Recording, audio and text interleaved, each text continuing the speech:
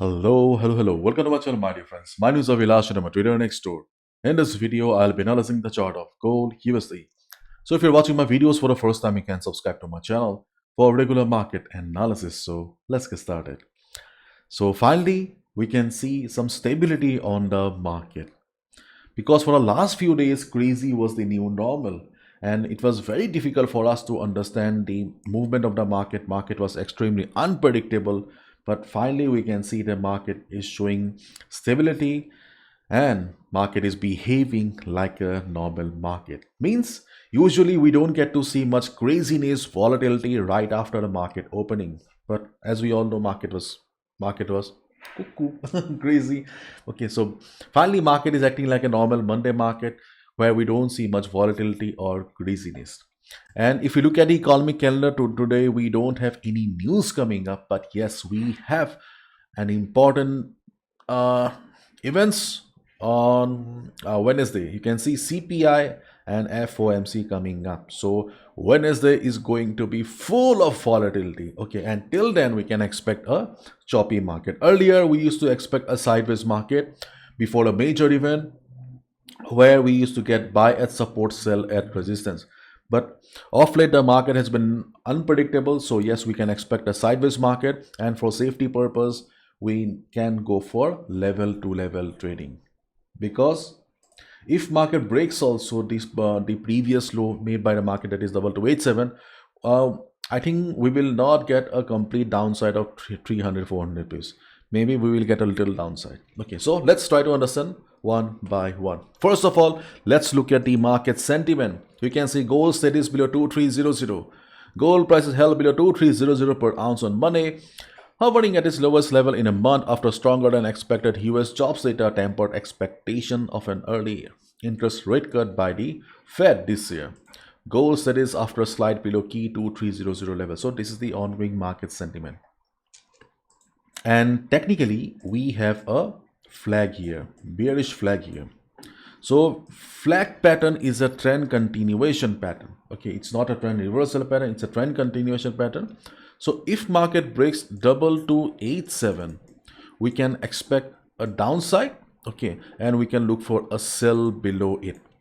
Usually people get little confused that where should be the TP. So theoretically, it is believed that your TP should be the size of the pole. Means if the size of the pole is, let's say, 700 pips, then your TP should also be 700 pips. But in this market condition, I don't think so that market will fall by 700 pips. So even if you go for a sell below 2287, for example, by the European session, if we see market is going down, so if we go for a sell below 2287, okay, try to be careful because we have the next support around 2275. Okay, 2275. So once market will hit 2275, there is a good chance that market will show a little bounce. If not a complete trend reversal from 2275, at least we can expect a little bounce. Let me show you. See, 2275 is the previous low made by the market, so obviously there will be some bias around this area, and if the selling pressure is not very high, listen to me carefully. Price is important, but volume also plays an important role. So if you see market is going down, and if the size of the candles are not significant, not very big, then obviously volume is less. In that case, you can expect that market will get some support in 2275. And as a day trader, you can hit the buy button and expect at least 40 pips. And moreover, if you look at the contracts data, we can see we have good number of contracts. 2275, where is 2222? Yeah, 2275. You can see we have a good number of contracts and addition of contracts at 2275 level. So there may be some support around 2275 area. Okay, and because of some reason, okay, if market breaks 2275, then obviously market will break it and you can continue with your sell position, and the next support will be 2250. So volume is going to play a major role here. Okay, so once you see market is going down, observe the size of the candle. For example, you can see right now the market is forming small candles. Doesn't matter what pattern is forming, but the size of the candles are small, means volume is low right now, volume is less. So in this type of market condition, you can expect a reversal trade, not breakout or breakdown. For example, okay, if I tell you to compare this candle and these candles, so where do you think we have the volume? Where do you think the sellers are in control? Here the sellers are in control. So in this type, whenever you'll see this type of candles, the supports usually do not work. So by the European session, if you see market going below 2287, you can look for a sell position. But if the selling pressure is not very high, okay, try to exit around 2275, because market will get some support on 227576 area. If market bounces back, then your sell position may be trapped. But on the other hand, if you see market is going down with heavy selling pressure, then obviously you can continue. No support is going to work. So be careful. Okay.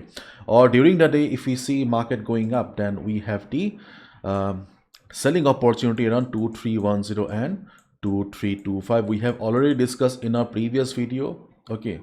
We have already discussed in a previous video 2287, then 2275, and at the top we have 2310, 2325, because sellers are dominating the market right now. So sell at resistance or sell on rise is the best trading strategy here. You can see we have used FIBO here.